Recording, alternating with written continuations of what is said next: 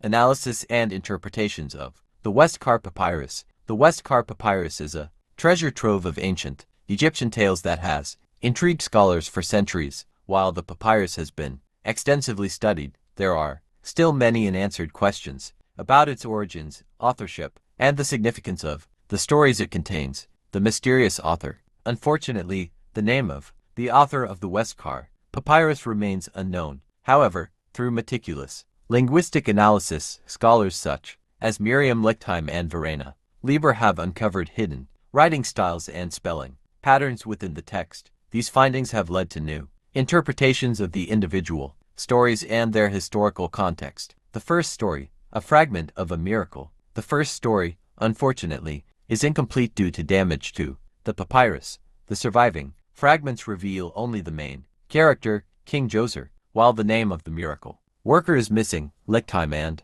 Lieber suggest that the story might have involved the renowned architect and high priest, Imhotep. Linguistic style and temporal shifts. The second and third stories are written in an archaic and ornate style, suggesting that the author intentionally crafted them to appear as if they had been passed down through generations. The stories employ archaic phrases and formal language, creating a sense of antiquity. Notably, all kings in these stories are addressed with the honorific True of Voice Khufu, a common title for deceased pharaohs in ancient Egypt. However, strangely, all kings are referred to by their birth names, even though this was not customary for living pharaohs. Verena Lieber suggests that this might be due to a spelling reform during the author's time, perhaps an attempt to establish a standardized spelling for the names of deceased pharaohs. This would explain why even the future kings, such as Userkaf, Sahir, and Neferkerkkai, are referred to by their birth names.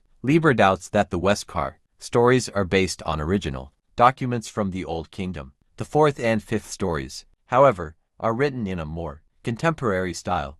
The author shifts the timeline and adopts a more modern expression, clearly distinguishing between a long time ago and recently without abrupt time jumps. Prince Hordedef's speech marks a crucial shift. He is tired of hearing old and unverifiable stories and demands a more contemporary and instructive tale. Portrayal of the pharaohs. The Westcar Papyrus contains subtle hints and wordplay regarding the characters of pharaohs like Nika, Snefru, and Khufu. The portrayal of Djoser is difficult to assess due to the damaged state of his story. In the second story, King Nika is portrayed as a strict but just ruler who does not tolerate chaos or misconduct. The unfaithful wife is punished by being burned alive, and her lover, exposed by a loyal servant, is devoured by a crocodile. The servant and the crocodile represent justice, while King Nika embodies fate. In the third story, King Snefru is depicted as a rather shallow and easily amused ruler.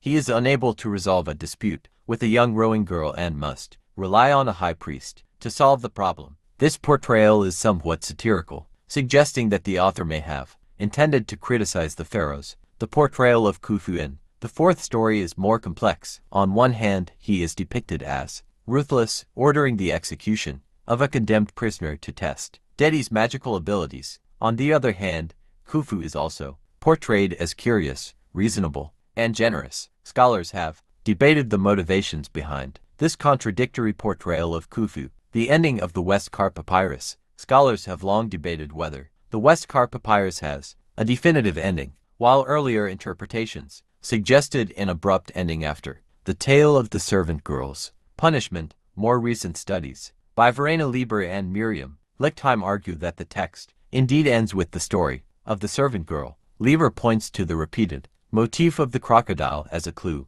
suggesting that it serves as a kind of literary device to signal the end of the narrative. Influence on later Egyptian literature. Lieber and Lichtheim suggest that the tales in the Westcar Papyrus inspired subsequent Egyptian authors. They point to later texts such as the Athenian collection and the Prophecy of Nefertiti, which contain similar magical themes and narrative styles. These later texts often refer to characters and events from the Westcar Papyrus, suggesting that the stories had become part of the Egyptian literary canon. The Westcar Papyrus continues to be a subject of fascination for Egyptologists and historians alike. Its intricate tales, combined with the mysteries surrounding its creation and transmission, make it an invaluable resource for understanding ancient Egyptian beliefs, culture, and society. What should be the topic of our next video? If you enjoyed this story about my life, don't forget to like, share, subscribe, and comment.